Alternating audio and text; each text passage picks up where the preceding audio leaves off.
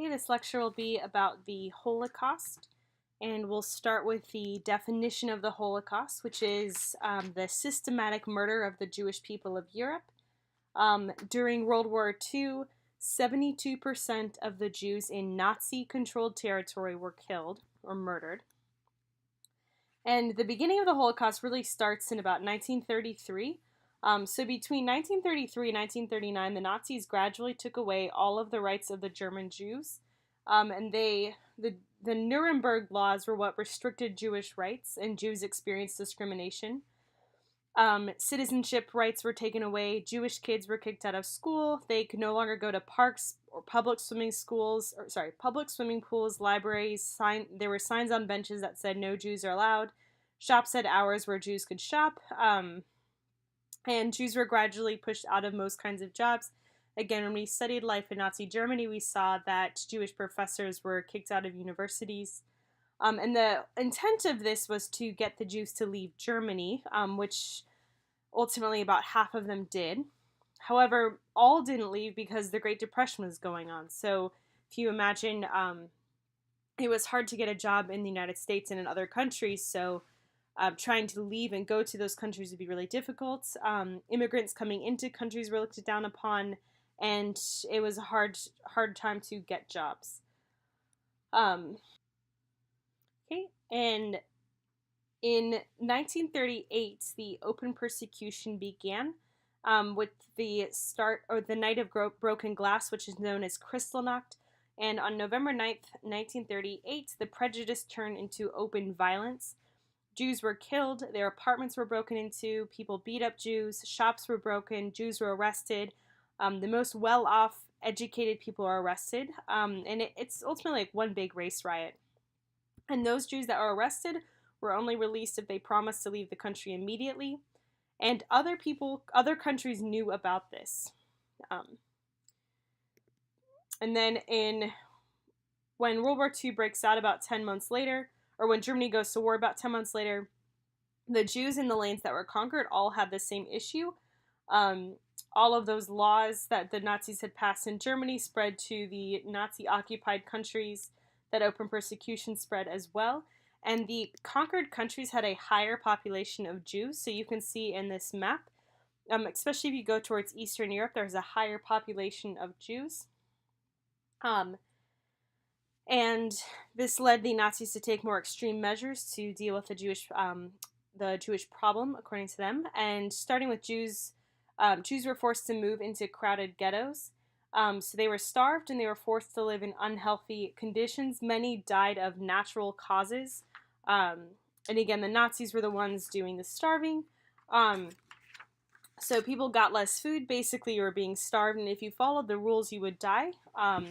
So Jews would buy food by trading things that they owned with people outside the ghetto. So family heirlooms were traded just to be able to survive. Many people died of sicknesses. If they were healthier, they would have been able to fight it off. But again, the crowded living conditions and the lack of food led people to suffer. And the flu was the deadliest for the old and the young. At this time period, you see the Jews were forced to wear identifying badges. So they were forced to wear the Jewish star. It had to be on the left side of the clothing. It was very big, and all Jewish people had to wear them, even the toddlers, as you can see in the picture. Their identification cards had a big red J on it to prove that they were Jewish.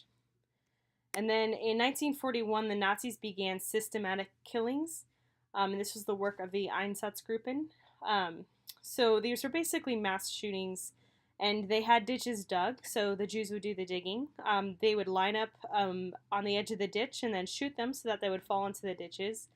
And over 1 million people were murdered this way. The problem for the Nazis is that this was not good enough because bullets were being wasted and it affected the people doing the killing mentally. So they needed a cleaner way, which led to them developing the final solution by building special death camps. So in January of 1942, the Nazis developed the final solution. Most death camps were small because people arrived and within 6 to 48 hours they were dead. Again, the Nazis wanted able-bodied workers, so the elderly and pregnant women were typically gassed right away. Most of these camps were in Poland. Some camps would use exhaust fumes like carbon monoxide. And the biggest and most famous camp was Auschwitz. And you can see in this picture, this is the "Work will set you free" sign, the famous entrance to Auschwitz. And after a while, the Nazis started using the gas Zyklon B because it killed quickly in the chambers.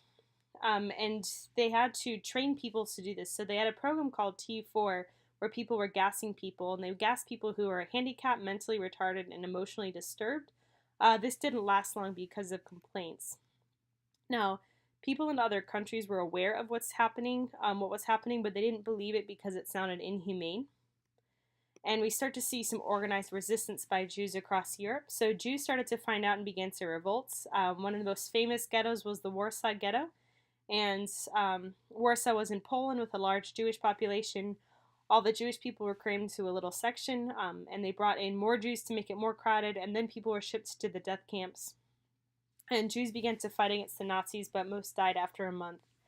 Another revolt was the Sobibor camp. A small group of Jews were kept alive to do small jobs.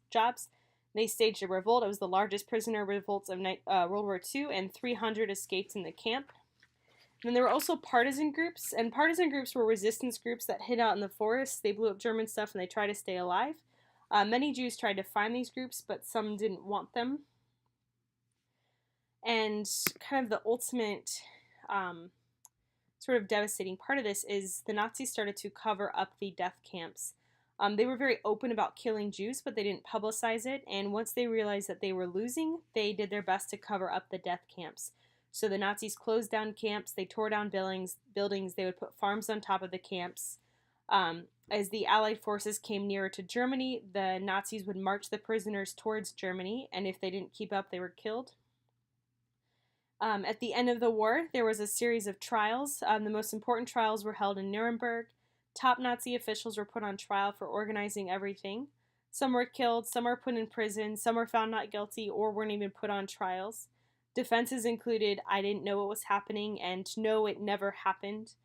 Some still say it never happened and that it's all an exaggeration, which is very sad. And altogether, about 6 million Jews were killed. There's no list of who died. After the war, there were efforts to put together a list, but there's nobody left to say who died.